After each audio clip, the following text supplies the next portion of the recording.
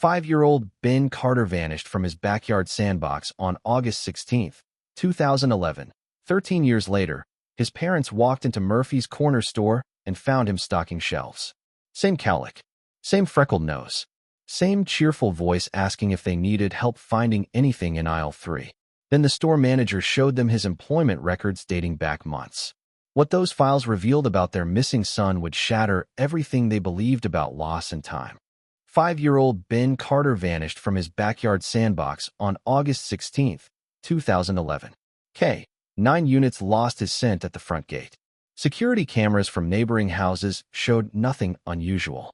The FBI classified his disappearance as one of the most perplexing missing child cases in suburban Ohio, a mystery that destroyed his mother's career as an elementary school principal and consumed his father's every waking moment for 13 years. His bedroom remained a shrine to interrupted childhood, toy trucks still arranged exactly as he'd left them that final summer afternoon. Then on March 23, 2024, his parents walked into Murphy's corner store for their weekly grocery run and found him stocking shelves in aisle 3.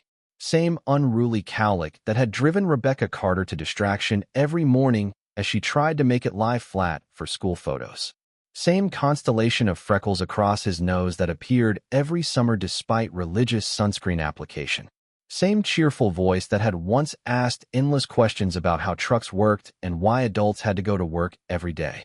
Same helpful eagerness that had made him want to assist with every household task, no matter how simple.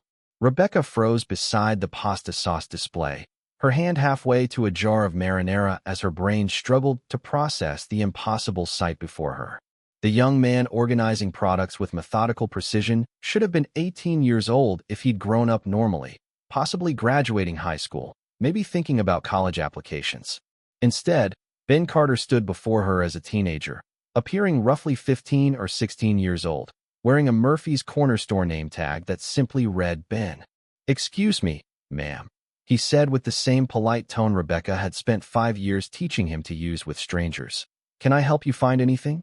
The marinara sauce is right here on the middle shelf, and we just got a new shipment of the organic brands if you're looking for something specific."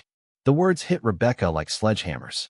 This was Ben's voice, unchanged by 13 years of absence, but somehow older, more confident, carrying the professional courtesy of someone who had learned customer service skills through actual employment experience. He spoke as if he belonged here, as if stocking shelves at Murphy's Corner store was a normal teenage job rather than evidence of an impossible survival story. Michael Carter heard his wife's sharp intake of breath and turned from the cereal aisle to see what had caught her attention. The insurance adjuster who had spent 13 years analyzing evidence and following leads felt his analytical mind shut down completely when he saw the teenager who possessed his missing son's exact facial features, mannerisms, and distinctive way of tilting his head when concentrating on organizing items by size and color. "Ben," Michael whispered, the name feeling foreign after years of speaking it only in past tense during interviews with investigators and conversations with grief counselors. But Ben's response shattered every logical explanation the Carter family had constructed over 13 years of searching. "Yes, sir, that's me. Are you folks new to the neighborhood?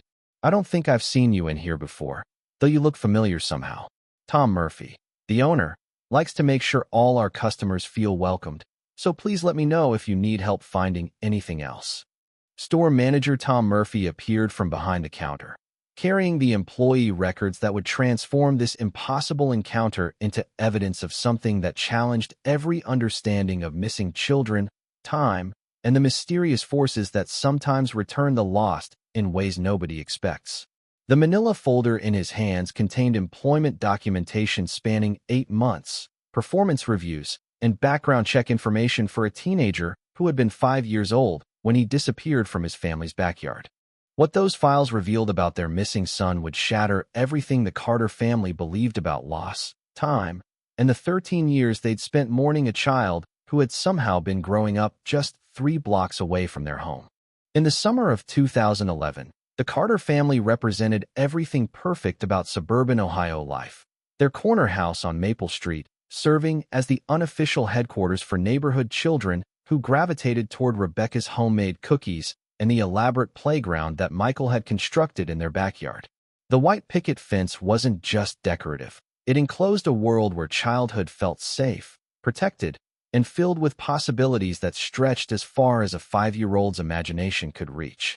Rebecca Carter moved through her days with the organized efficiency of someone who had spent 8 years managing an elementary school filled with 400 children and their equally demanding parents.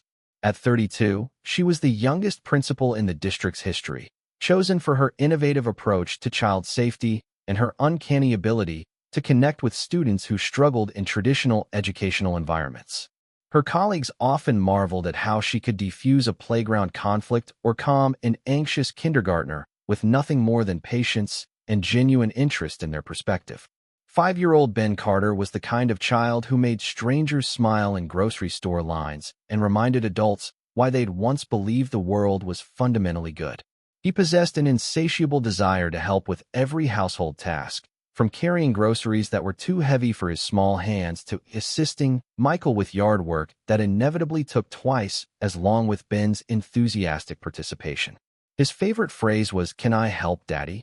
delivered with such earnest eagerness that Michael never had the heart to explain that some jobs were easier accomplished alone.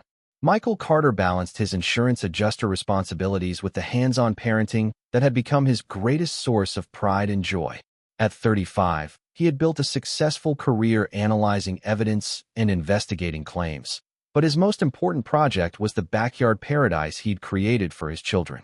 The elaborate sandbox occupied the yard's center, surrounded by playground equipment he'd researched and installed with the same meticulous attention to detail he brought to complex insurance cases. 8-year-old Sarah Carter took her role as big sister with the seriousness of someone entrusted with protecting the family's most precious treasure. She taught Ben the alphabet through songs she'd invented, helped him learn to tie his shoes, and served as his translator when his enthusiastic chatter became incomprehensible to adults who weren't fluent in 5-year-old logic.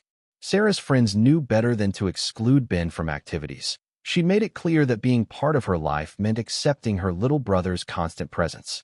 The Carter family had traditions that felt sacred in their simplicity.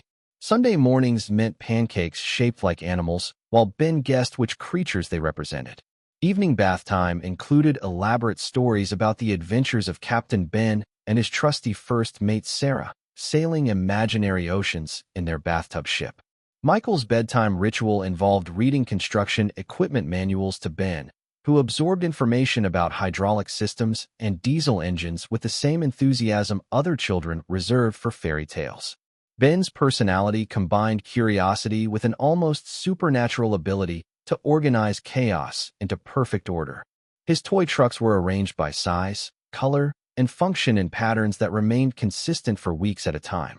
He could spend hours in the sandbox, constructing elaborate highway systems that incorporated bridges, tunnels, and traffic management solutions that impressed Michael's engineering-minded friends during neighborhood barbecues. The backyard had become Ben's kingdom, a place where he felt confident and capable of managing projects that seemed impossibly complex for someone who hadn't yet started kindergarten. He knew every tool in Michael's workshop, could identify different types of screws and bolts, and constantly asked questions about how things were built and why certain materials were chosen for specific purposes. Rebecca's choice to delay Ben's kindergarten entry by 1 year had been motivated by his late birthday and her desire to ensure he felt confident and prepared for academic challenges. She wanted him to enter school as a leader rather than struggling to catch up with older classmates. The decision meant they had an extra year of mornings together, an additional 12 months of watching him grow and develop before the structured demands of formal education began. As August 2011 approached, the Carter family was preparing for transitions that felt manageable and exciting. Sarah would enter 3rd grade with confidence earned through 2 successful school years. Ben would begin attending preschool 3 mornings per week, giving him social interaction while allowing Rebecca to focus on her demanding principal responsibilities without worry. None of them could have imagined that their carefully planned future was about to be destroyed by forces that would test everything they believed about family, protection, and the mysterious ways that love sometimes transcends the boundaries of time and space. The Carter family backyard stood as a testament to suburban security and parental devotion, its 6-foot privacy fence creating a fortress of childhood safety that had been featured in the Neighborhood Association's annual newsletter as a model of thoughtful family design. Michael had spent 18 months transforming the space into an outdoor wonderland where Ben could explore, build, and dream without ever leaving the protected boundaries that gave Rebecca peace of mind during her demanding workdays as an elementary school principal. The elaborate sandbox occupied the yard's center like a miniature construction site, measuring 8 feet by 12 feet and filled with specially ordered play sand that Michael had researched for optimal building properties and safety standards. Surrounding the sandbox, he had installed commercial-grade playground equipment that met or exceeded every safety recommendation from Rebecca's professional development courses on childhood injury prevention. The swing set featured safety harnesses designed for toddlers, while the climbing structure included rubberized surfaces and carefully calculated fall zones. August 16, 2011 had dawned with the kind of perfect summer weather that made outdoor activities irresistible to energetic 5-year-olds. Temperatures climbed toward a comfortable 82 degrees with gentle breezes that carried the scent of Rebecca's carefully tended flower garden along the fence line. The neighborhood hummed with typical suburban Tuesday activity: lawnmowers starting their weekly routines, children riding bicycles on sidewalks, and the distant sound of the ice cream truck that would arrive promptly at 4 p.m. The backyard security measures reflected Michael's insurance adjuster background and Rebecca's professional understanding of child safety protocols. Motion-activated cameras monitored the side gates, while magnetic locks required adult strength to operate. The fence had been installed by professionals who guaranteed its ability to contain curious children while deterring unwanted visitors. Clear sight lines from the kitchen window allowed Rebecca to supervise outdoor activities while preparing meals or completing school paperwork. Ben's morning routine had been established through months of careful observation and adjustment to maximize both his independence and his parents' peace of mind. After breakfast, he would collect his favorite toy trucks from the garage storage system that Michael had organized with labeled bins and easy-access shelving. The sandbox area included permanent storage for shovels, buckets, and construction tools scaled for small hands, but sturdy enough to withstand enthusiastic 5-year-old engineering projects. The Neighborhood Watch program had been Rebecca's initiative, implemented after her appointment as principal when she'd become acutely aware of child safety statistics and prevention strategies. Every house on Maple Street participated in the informal monitoring system, where neighbors kept casual watch over each other's children during outdoor playtimes. The corner store 3 blocks away had agreed to serve as a communication hub where parents could leave messages about after-school activities or unexpected schedule changes. Ben's current project involved constructing what he called the biggest truck highway in Ohio, an elaborate road system that connected his sandbox to the fence line through carefully graded paths and miniature bridges constructed from wooden blocks. The project had occupied his attention for 5 consecutive days, with each morning bringing new additions and improvements that demonstrated his growing understanding of engineering principles that impressed Michael's construction industry friends. Sarah's presence provided an additional layer of supervision and companionship that made outdoor playtimes feel like adventures rather than solitary activities. The 8-year-old had inherited Rebecca's organizational skills and Michael's attention to detail, making her a valuable assistant in Ben's construction projects while ensuring he followed the safety rules that had been established through family meetings and consistent reinforcement. The kitchen window provided the perfect observation point where Rebecca could monitor backyard activities while completing the administrative work that had followed her home from Riverside Elementary School. From her position at the breakfast table, she could see every corner of the fenced area while maintaining the professional productivity that her principal responsibilities demanded during summer break preparation periods. On August 16th, as the morning progressed toward the planned family barbecue that would celebrate Michael's promotion and the approaching end of summer vacation, everything seemed perfectly normal in the Carter family's carefully protected world. Ben worked on his truck highway with typical concentration while Sarah read nearby, both children safely contained within boundaries that had been designed to keep childhood magical while keeping danger at bay. None of them could have anticipated that their meticulously planned security measures were about to be tested by forces that operated beyond human understanding of protection, boundaries, and the mysterious ways that children sometimes disappear from the safest possible environments. At exactly 2:30 p.m. on August 16th, 2011, Ben Carter returned to his backyard sandbox with the focused determination of a 5-year-old who had spent 5 days perfecting the most elaborate truck highway system in suburban Ohio history. His latest engineering challenge involved connecting the main thoroughfare to a new bridge construction that would span the imaginary river he dug along the sandbox's eastern edge. 27 toy trucks sat arranged in perfect formation, organized by size and function according to the systematic approach that had become Ben's signature method for managing complex projects.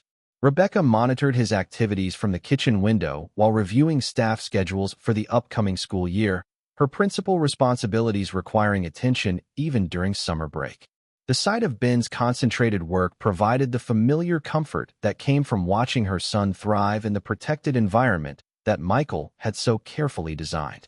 Sarah sat on the back porch steps reading a chapter book, close enough to supervise while maintaining the independence that 8-year-old babysitting duties required. The family barbecue planned for 5 p.m. would celebrate Michael's promotion to senior adjuster, a career advancement that meant increased income and more flexible scheduling for family activities.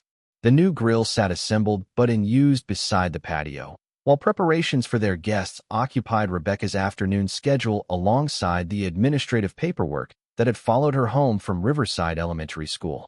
At 2:45 p.m., Rebecca conducted her routine visual check through the kitchen window, confirming that Ben remained absorbed in his construction project, while Sarah continued reading within easy conversation distance. The sandbox area looked exactly as it should during typical afternoon playtime. Organized chaos that demonstrated Ben's creativity while respecting the safety boundaries that had been established through months of consistent reinforcement. By 3:15 p.m., when Rebecca called for planned snack time, she expected Ben's usual enthusiastic response followed by the careful cleanup ritual he'd developed for protecting his truck highway between play sessions. Instead, silence greeted her call from the kitchen doorway. The kind of silence that made experienced parents feel instantly alert despite having no concrete reason for concern. The backyard appeared normal from the kitchen window.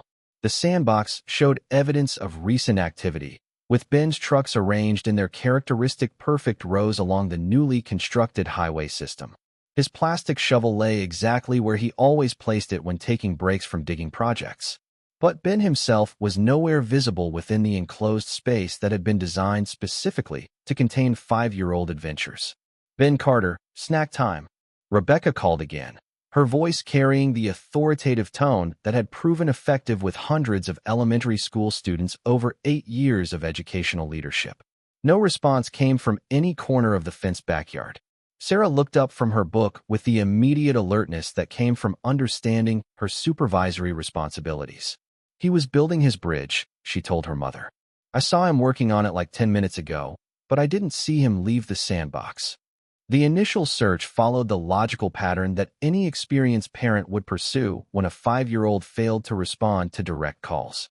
Rebecca checked behind the storage shed where Ben sometimes retrieved forgotten tools.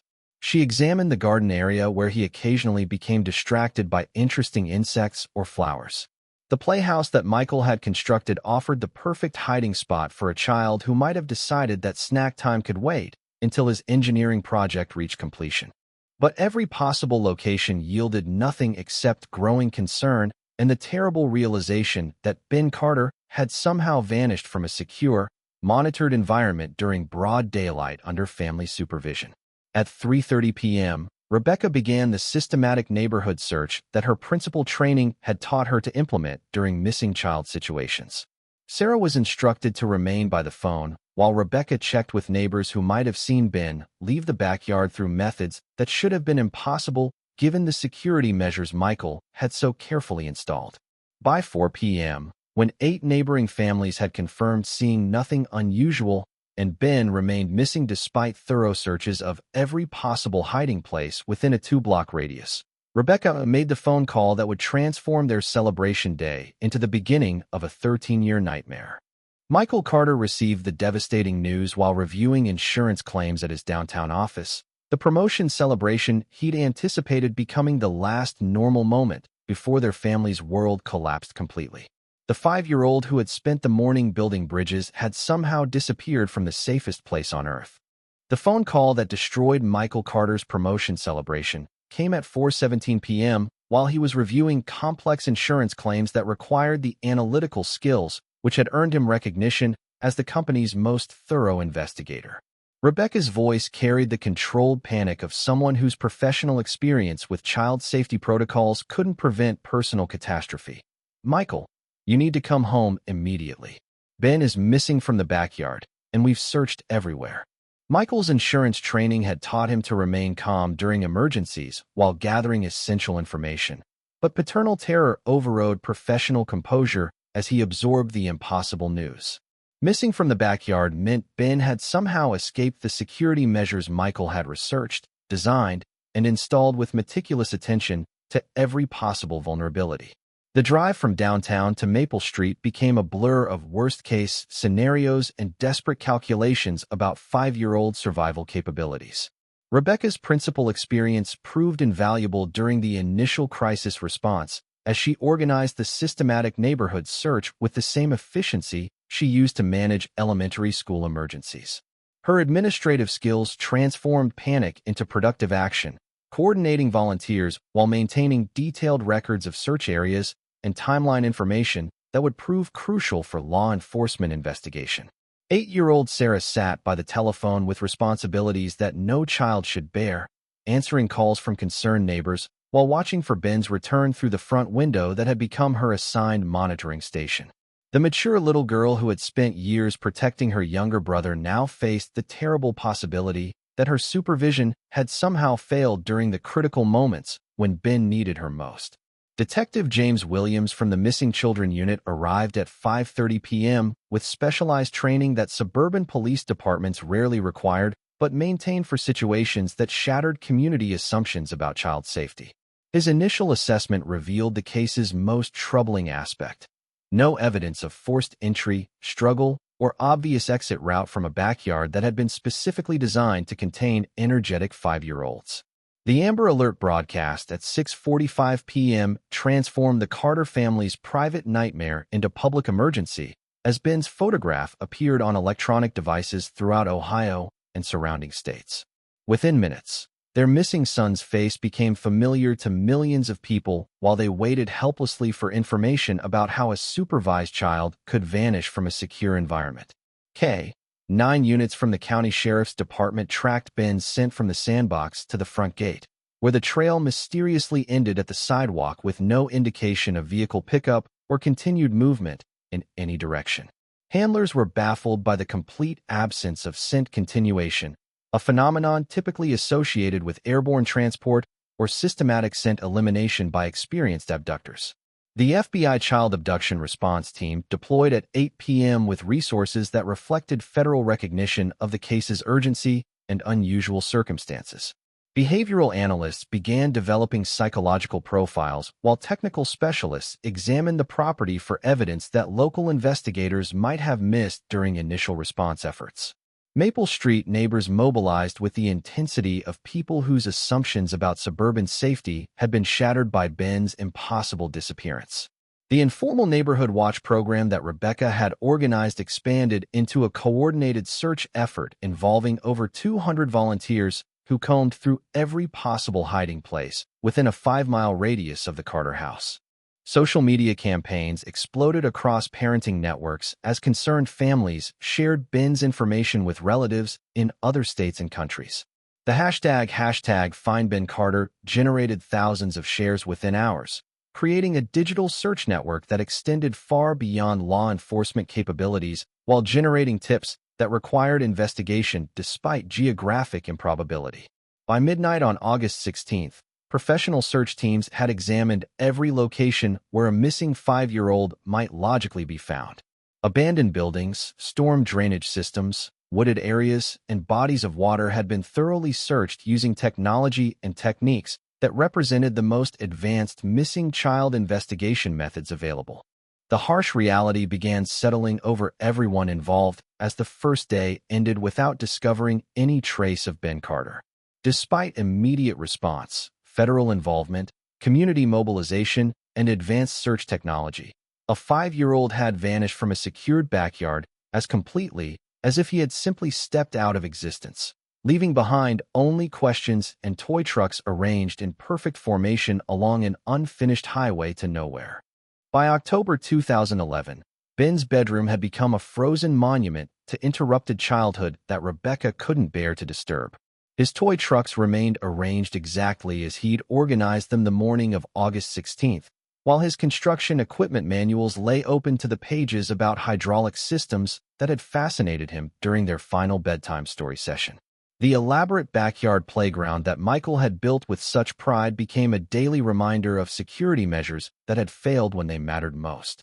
The search for Ben had officially transitioned to cold case status after 4 months of investigation that yielded no credible leads, physical evidence, or logical explanation for his disappearance. Rebecca took extended leave from her principal position, finding it impossible to focus on other people's children when her own remained missing without explanation.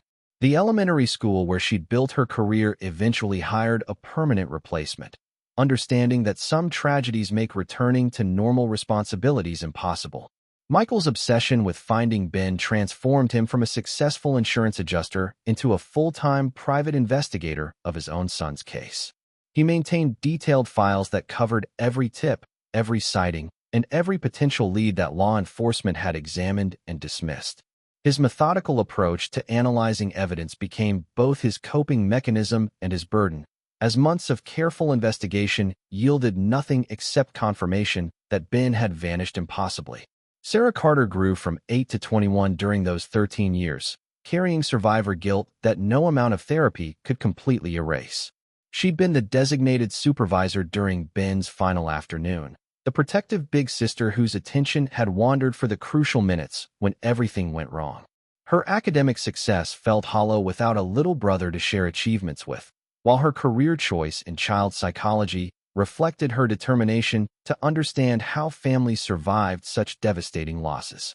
The family's financial situation deteriorated as medical bills for therapy sessions combined with the costs of private investigators and reward money that attracted false leads, but no genuine information.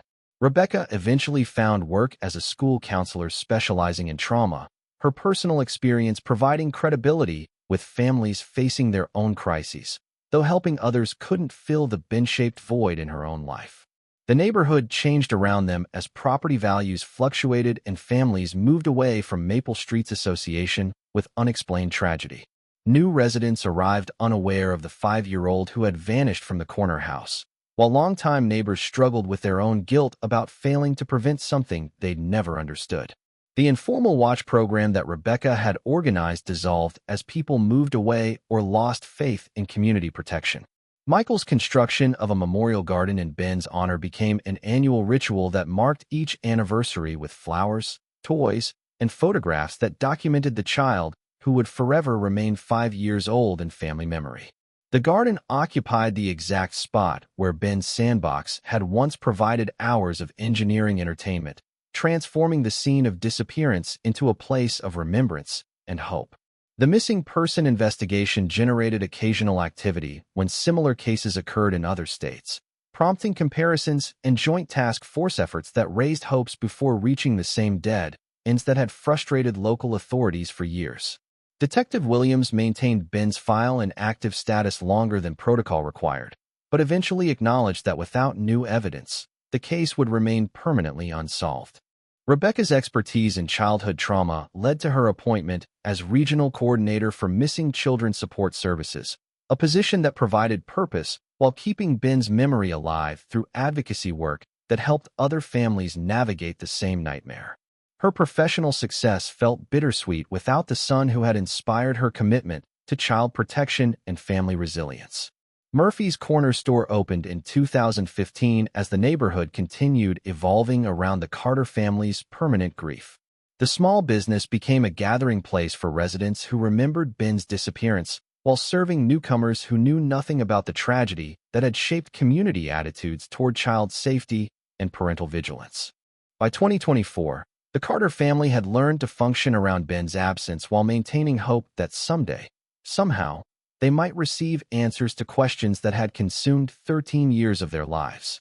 They had rebuilt meaningful careers from the wreckage of their original dreams, But the 5-year-old's empty place at their dinner table remained a constant reminder that some wounds never completely heal, even when time teaches families how to carry their losses with dignity. The morning of March 23, 2024 began with the routine efficiency that had sustained the Carter family through 13 years of living around Ben's absence. Rebecca and Michael's weekly grocery trip to Murphy's Corner store represented one of the few shared activities that still felt normal, a Saturday morning ritual that connected them to their neighborhood while avoiding the larger stores that triggered memories of family shopping expeditions with 2 children. At 10:30 a.m., they entered the familiar store where Tom Murphy greeted them with the casual warmth that longtime customers appreciated. The corner store had become a community institution during its 9 years of operation, serving the evolving neighborhood with personalized service that chain retailers couldn't match. Rebecca moved toward aisle 3 searching for pasta sauce when she noticed a teenage employee stocking shelves with methodical precision that seemed remarkably familiar. The young man's approach to organizing products by size and brand reflected an attention to detail that triggered memories she'd spent 13 years trying to manage. "Excuse me, ma'am, can I help you find anything?" the teenager asked, turning toward her with a smile that stopped Rebecca's heart completely. The face before her possessed Ben's exact features aged naturally into adolescence. Same cowlick, same freckle pattern, same earnest expression that had once asked endless questions about construction equipment and family responsibilities. Michael heard his wife's sharp intake of breath and turned from the cereal display to see what had captured her attention. The insurance adjuster who had spent 13 years analyzing impossible claims found himself staring at evidence that defied every logical explanation he'd constructed about his son's disappearance. "Ben," Rebecca whispered, the name feeling foreign after years of speaking it only in past tense during therapy sessions and anniversary remembrances. But Ben's response revealed the impossible truth. "Yes, ma'am, that's me. Are you folks new to the neighborhood? I don't think I've seen you in here before, though you look familiar somehow." Store manager Tom Murphy approached with employment records that would transform this impossible encounter into documented evidence of something that challenged every understanding of missing children, time, and the mysterious forces that sometimes return the lost in ways nobody expects. The teenager who should have been 18 if he'd grown up normally appeared to be roughly 15, wearing a Murphy's Corner store name tag, and speaking with the same helpful eagerness that had once made him want to assist with every household task, no matter how simple. Within hours of Ben's impossible discovery, Murphy's Corner store became the center of the most extraordinary missing child resolution in modern history. Federal specialists arrived with equipment designed to detect temporal anomalies, while Dr. Jennifer Walsh from the National Institute of Standards conducted tests that confirmed what seemed medically impossible. Ben Carter had aged naturally, but at an accelerated rate during his 13-year absence. The breakthrough came when investigators examined Ben's employment records spanning 8 months of documented work history. The files contained references from previous employers dating back to 2020, suggesting Ben had been living independently as a teenager while his parents searched for a missing 5-year-old. DNA testing confirmed his identity despite the impossible aging timeline. Ben's casual explanations about growing up in different places and learning to work early revealed that he had been preserved by guardian entities who compressed 13 years of normal development into natural teenage maturation. The beings had provided him with necessary life experiences, work skills, and independence training while monitoring his family's emotional readiness for reunion. Medical examination showed no negative effects from the temporal acceleration process. Ben's memories included both his childhood with the Carter family and the intervening years of supervised development, creating a complete personality ready for family reintegration. His natural helpful instincts had been channeled into employment success and community contribution. The Carter family faced the extraordinary challenge of welcoming back their son who had been preserved and aged through processes beyond human understanding. Rebecca's trauma counseling experience helped her process the miracle, while Michael's investigative background provided frameworks for accepting impossible evidence when logic failed. Ben's decision to continue working while rebuilding family relationships demonstrated the wisdom of his guardian's preparation. The teenager who had vanished as a 5-year-old returned with the maturity and skills necessary for successful adult life, carrying proof that some disappearances serve purposes beyond human comprehension. The corner store where Ben had been discovered became a symbol of hope, proving that missing children sometimes return bearing evidence of protectors who prepare them for futures their families never imagined possible.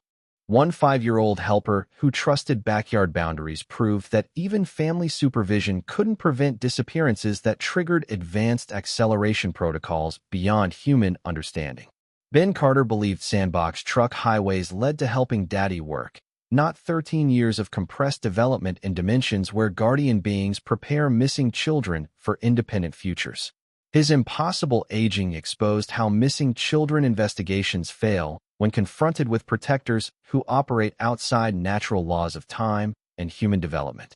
The employment records documenting his teenage work history became evidence that some disappearances transcend our understanding of linear aging and child protection. Those 13 missing years compressed into natural maturation revealed guardian technologies that law enforcement never imagined, proof that when children vanish completely, they might return as living evidence of beings who transform tragedy into preparation for successful adult lives. How many other missing children have been preserved and aged through temporal acceleration by guardian entities who monitor childhood endangerment? What happens when our search methods become useless against protectors who operate beyond human perception of time and development? Can missing children cases be solved when the victims themselves become proof that reality has caretakers who prepare innocence for independence? Tell us. Have you noticed unexplained disappearances where children return older with mysterious work experience and independent living skills? Hit subscribe and the notification bell, because when children return as teenagers instead of the 5-year-olds who vanished, the real question is who's been raising them in dimensions we can't detect.